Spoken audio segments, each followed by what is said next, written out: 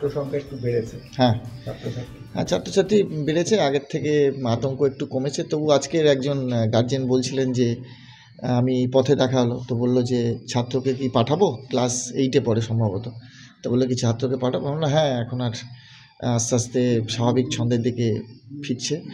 সুতরাং এটা সামনে তো মাধ্যমিক, সুতরাং স্কুলটা অনেকটাই আগের থেকে অনেকটা ভালো জায়গায় আছে। ছাত্রছাত্রীদের মানে অভিভাবকদের কি বার্তা দেবেন? অভিভাবকদের বার্তা দেবো যে ভয় পাওয়ার কিছু নেই। আমরাও যখন আসছি পুলিশ প্রোটেকশান দিচ্ছে আমাদের এবং যথেষ্টভাবে সাহায্য করার চেষ্টা করছে, আমাদের পাশে আছে, আমাদেরকে প্রোটেকশান দিয়ে নিয়ে এসেছে। সুতরাং তাদের উদ্দেশ্যে বার্তা এটাই যে তারা ভয় পাওয়ার কিছু নেই, তারা আস্তে আস্তে স্কুলে আবার যেরকম ছন্দে ছিল আগের মতো তারা আবার স্বাভাবিক ছন্দে ফিরে আসুক।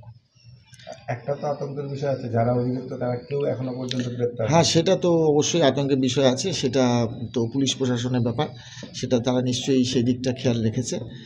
কিন্তু আমরা আপাতত আমাদের যেভাবে প্রোটেকশান দেওয়া হয়েছে আমরা তাতে খুশি যে আমরা আসতে পারছি এবং আমাদের ভালো লাগছে যে স্কুলে আসতে পেরে, এবং ছাত্রছাত্রীর সংখ্যা বাড়ছে, আপনারাও দেখতে পাচ্ছেন আস্তে আস্তে।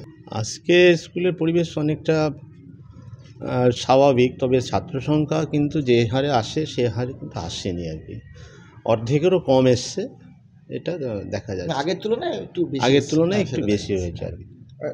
এই পরিবেশ যদি ফিরিয়ে আনতে হয় কি করা উচিত, কি মনে হচ্ছে? এই পরিবেশ ফিরিয়ে আনার জন্য আমাদের তো হার্ট অ্যান্ড সোল চেষ্টা করতে হবে, আর এলাকার মানুষের সহযোগিতা এখন তো আমরা চেষ্টা করছি আর কি। স্যার, এই যে অভিযুক্ত যারা, তাদেরকে তো এখনো পর্যন্ত গ্রেপ্তার করা সম্ভব হয়নি, এটা কি একটা কারণ হতে পারে বলে মনে হয়?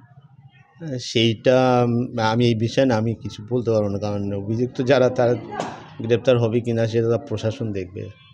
আর এটা কারণ একটা হতে পারে, কারণ মানুষ এমনিতে ভীত সন্ত্রস্ত খানিকটা আর কি, আর বাচ্চাদের মধ্যে তো আতঙ্কটা এখনও কাজ করছে আর কি।